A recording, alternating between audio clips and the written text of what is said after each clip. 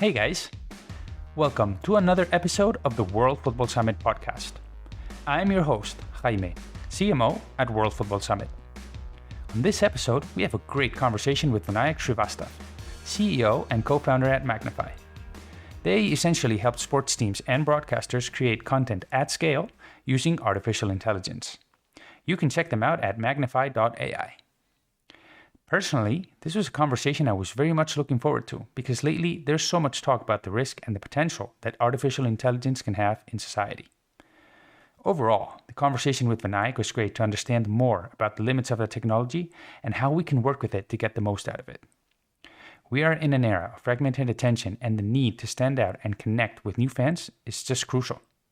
Artificial intelligence can be a very powerful tool to create content at scale that is more relevant to reach that fan. In the episode, we also talk about what the realms of the football industry that artificial intelligence can impact most, what they have learned from working with other disciplines such as cricket, and how those lessons can be applied to the football industry. We hope you enjoy the conversation and that you get a glimpse into what the future will bring. Remember, WFS Europe is just days away, so if you haven't done so already, there's still time to buy your ticket on our website. You do not want to miss the event that's going to shape the future of the football industry, that's for sure. As usual, before we go into the conversation, I want to ask you to please feel free to leave your feedback or your comments across social media channels like LinkedIn, Twitter, Instagram, Facebook. It helps us understand if you get value out of the conversations. Nothing else from my side. And now, enjoy the conversation with Vinayak from Magnifi. So Vinayak, thank you for being with us. Personally, it seems like a perfect time to bring you on because over the last week or so, I've been hearing a lot. I don't know what's happened in the month of August, where everybody's talking about artificial intelligence, the potential, the risk. So I really want to understand your views on artificial intelligence applied to the world of football and also sports industry in general. But before going into that, I want to ask you a more, let's say, general questions to start things off. The other day I was listening to a great podcast called Marketing Against the Grain from the HubSpot podcast network. They actually identified like a 2x2 grid where basically they said that artificial intelligence on one hand, if you put it on two axes, on one hand it helps humans either distinguish between the things they want to do and the things they really hate to do. And on the other axis, the things that the customer value and the things that customer don't value at all. So I don't know from a general perspective or, how does that framework resonate with you? What I really feel is that AI in itself is like a vast thing, right? There's so many things that AI helps you with. I genuinely feel that these days AI has played both sides of the coin. It has played as a devil, as a good cop, as a bad cop as well. It does help exponentially increase the efficiency when you're working. But at times when it starts impacting jobs is when people go on a back step and say that, whoa, AI can be dangerous. I feel AI is, I am of the school of thought that AI is not dangerous. What it is it is just a way and means of doing things efficiently, which is going to be very, very important, right? Because when you're trying to kind of look at the future, things have to be done efficiently in a timely manner. There was a lot of time we had on our hands when we were doing things in the past. Unfortunately, in today's world, we don't have that luxury anymore. And I think AI is going to be very, very important. Well, I feel that, some people will hate it, some will love it. What I really feel is that it's going to add incremental value to customers. It's going to add incremental value to people. I feel that the overall framework is going to be just very important in terms of just looking at it positively, rather than trying to say that okay, AI has its own pros and cons, but you look at the cons more than the pros, and you don't really understand what it can do for a better future. Mm-hmm. Actually, that's good because it actually answers part of the question that I had in mind to ask you, which is, there was a lot of fear around, no regulation and the risk. But I think it's a technology that we have to be excited about if we use it properly, So I'm just going to skip to the next question, which is basically, okay, knowing that it has great potential and that we should be excited about it, why? And it feels in a way that we're still early with the entire potential that it has. But why is it the time, especially for sports industry leaders and football industry leaders, to start investing in it now? So there are two parts of what you're asking, right? Now, the first part is about entire regulation piece. So I truly believe that there should be laws and guidance which is needed to ensure safe usage. Yeah, and the biggest strength of AI is also constituted as its weakness because data can be used to suit the objective of implementer, right? Now, for example, one could manipulate purchase decisions and steer customers in their favor.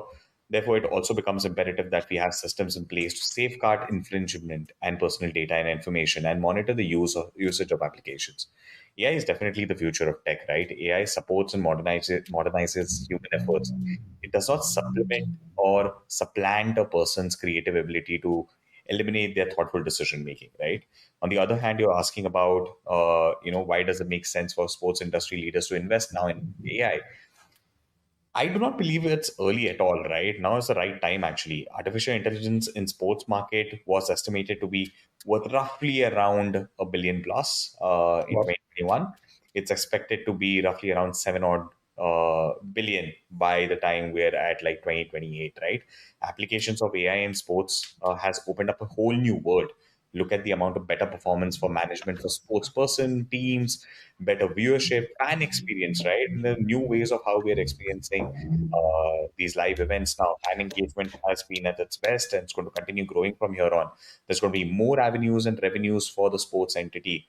AI is just going to impact all aspects of the sports industry, and the sooner we accept and integrate, the sooner we will start seeing the results. So I feel that it's all about how soon can we really adopt AI rather than try and kind of keep it aside and say we will prolong it as long as we can possibly do that. I, I guess the question that comes to mind then is, well, and thank you for clarifying that we're not early. I mean, now it's the right time. You mentioned a lot of realms where artificial intelligence can impact sports. But are there some of them that are going to be most benefited than others, or equally the same? I know. So there are two ways to this, right? So one is where AI plays a deep role to play, which is a part of the entire sports cycle, right? And then the other part is where AI is used for sports person, coaches, performance analytics, and predictions that we keep looking. Now, for example, say look at the from pre-game selection of player selection, training strategies, or the on-game, right? How we are broadcasting, the merchandise sales, social media engagement and post game, when there's like an entire repurposing of content that's happening, game analysis, player specific highlights. Now, the biggest point here is look at how AI can benefit overall, right? Look at the amount of lesser injuries now we're seeing these days in sporting events because there's a huge amount of AI role that plays in safety and injury control, where a club like Liverpool has seen a drop in player injuries by one third after adopting AI tracking and data analysis. So I truly Wow. believe that the realms of AI how it's impacting has been very positive, and it's going to continue impacting even more positively to all of us. Okay, fantastic. Well, thanks. And I guess also one of the biggest problems in football from the business perspective, and I understand the performance side, and I agree with you that that's going to be one of the most important realms. But from a fan engagement perspective, we're going through an area where it's really difficult to reach the fan. Um, Attention is fragmented. People are using double screens to watch football. No, so how does AI help solve this problem? And no, so the demographic of the sports consumer has changed massively. Right now, it's just not a country limited sport. It has grown. Like let's take football for an example. Today, it has truly become a global sport. Right, everyone and anyone consumes football content.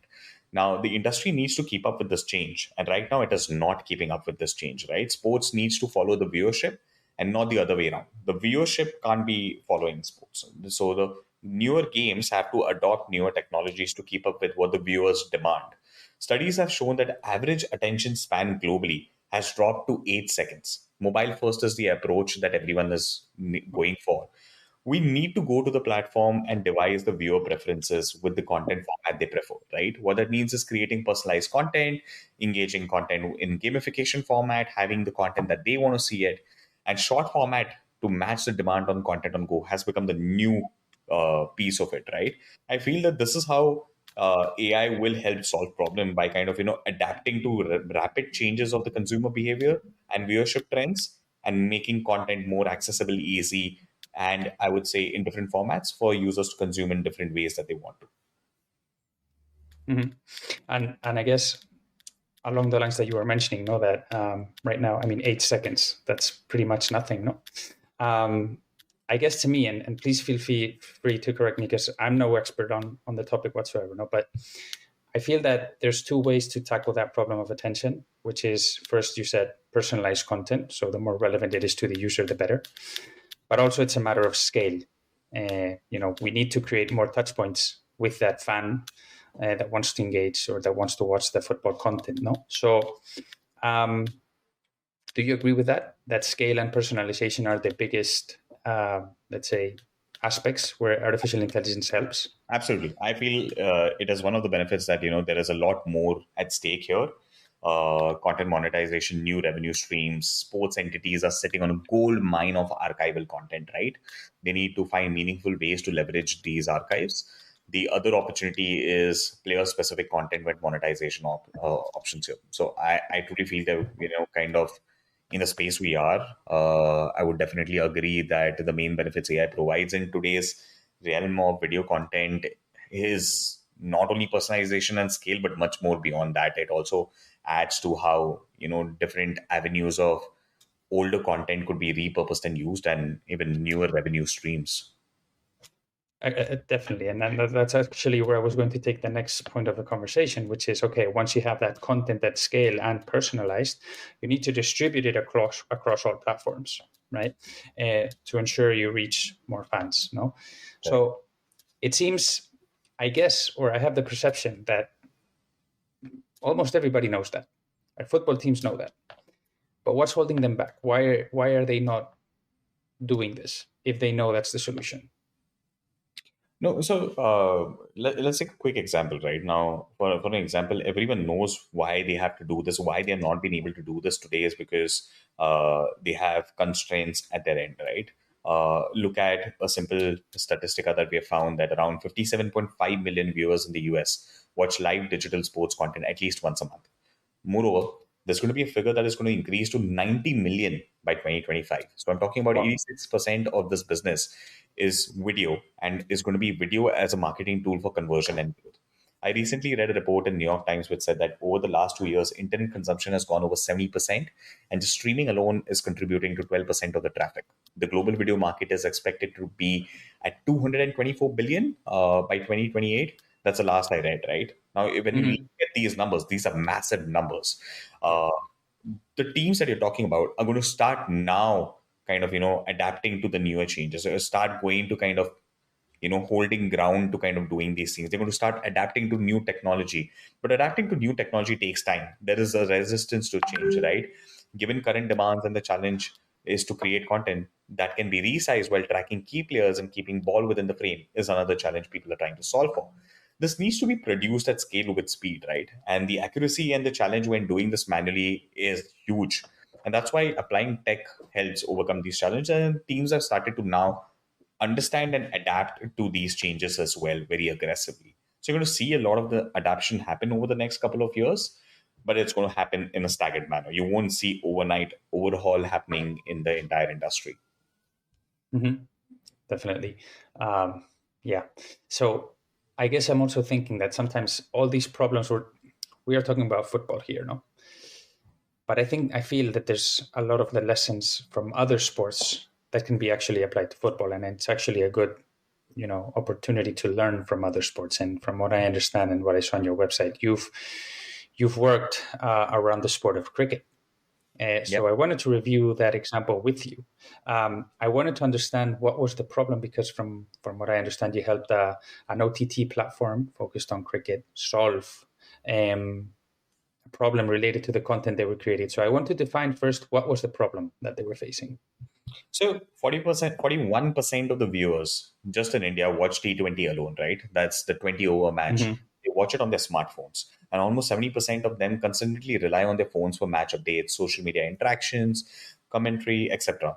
The challenge on hand was adjusting to the changing consumption patterns, right? Engaging fans on the go, subsequently driving traffic to the main client website. There has been a steady year on year decline in viewership on linear TV. And one of the main Hmm. reasons was fans prefer watching content on the go and in a mobile friendly forms, right? That's exactly where we really fit in because we understood this that a lot of users are not going to be able to keep up to the needs and to the speed of watching content live. We're going to be working throughout a day. There's going to be a chance that a good amount of user base is going to miss these matches in real time. And that's what we Hmm. wanted to cover. Now, what we were able to do and jump with the solution here, and our outcome to it was brilliant, right? Because back at Magnifi, we worked with a client to understand the exact problem statement. And together we were able to identify a unique property called as web stories, which was an ideal solution. We kind of streamed over 74 games played in the season. We auto produced close to around 3,700 web stories, analyzing Okay. Wow. 14,000 plus hours of content, right? And automated adjusted of aspect ratio 9. So we created all these files in a 9 by 16 format automatically. We used a unique tech which was ball tracking to ensure that the action is centralized and adding a relevant CTA push the outcome of the content in real time, right? As a direct impact, the client recorded 25% increase in new visitors to their website and 3.5 times more increase in viewer engagement, right? And this kind of helped amplify not only the reach but also the viewership, right? Because now audiences were not relying on a live feed or platform to consume the content. They were able to do this across multiple chances. So it kind of just accelerated the entire growth and it kind of helped a new base of viewership to come in. That's really what's happened. Hmm. Yeah, I'm thinking as you mentioned that, and first off, congratulations because those are just amazing results, no? I'm thinking about it was actually a conversation we had in one of the panels in Football Innovation Forum at World Football Summit in May, and also La Liga here in Spain has published that, where basically the main conclusion is it's not that fans are watching less sports. It's just that their patterns have changed. They're probably consuming more sports. It's just a matter of how to reach them. And I think effectively with your solution, that's what you achieved. No, so I guess I want to kind of, if you had to take, or if you had to share, let's say, 3 lessons or as many as you want out of that use case that football industry leaders can learn, what would they be? A couple of them. So I wouldn't be able to summarize it in 3 points. A couple of them. The first one would be, trying to explore new content platforms, and the genres are very crucial, right? The second would be just creating web stories, moments, key moments, short form highlights, in an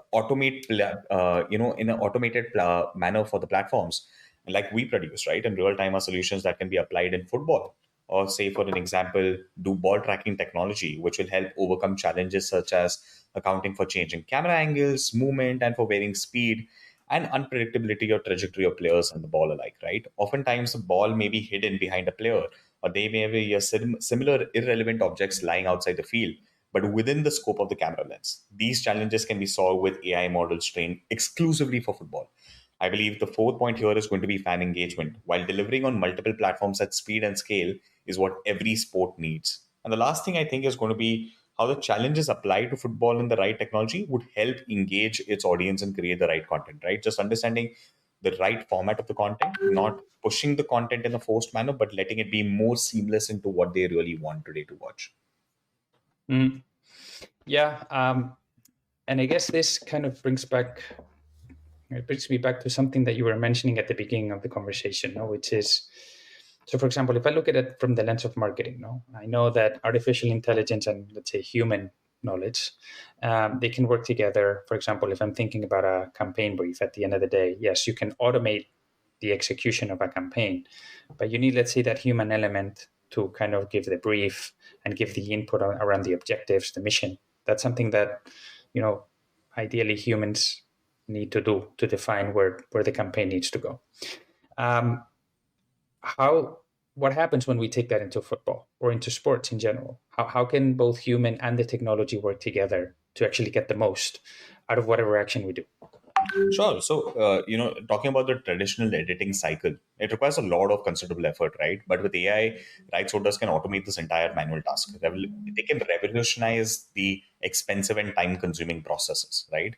These AI solutions require video editors and human intervention to set parameters and criteria to specify what types of critical moment to comply, right? You at times want to understand that there are going to be different moments that will need to be compiled. Overall, these same users will still save lots of time and effort, and AI will be able to support and modernize these human efforts. It does not kind of replace a person's creative ability or eliminate their thoughtful decision making. But what it does is just creates efficiency. It gives you a volume of content which a human would not be able to.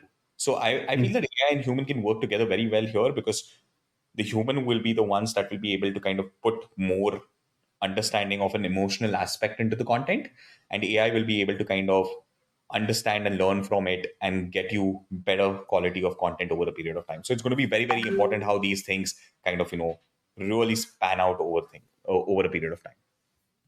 Great. Well, thanks for that. I think that's kind of an encouraging message, along with the one that you said at the beginning, where we need to be excited about the technology.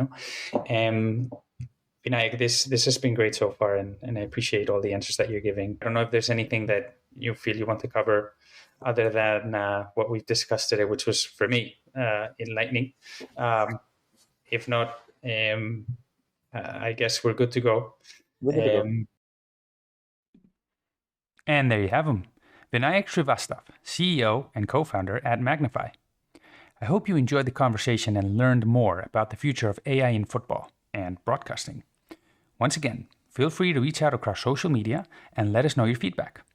Nothing else from my side. We look forward to seeing you in the upcoming WFS Europe and on the next episode of the World Football Summit podcast.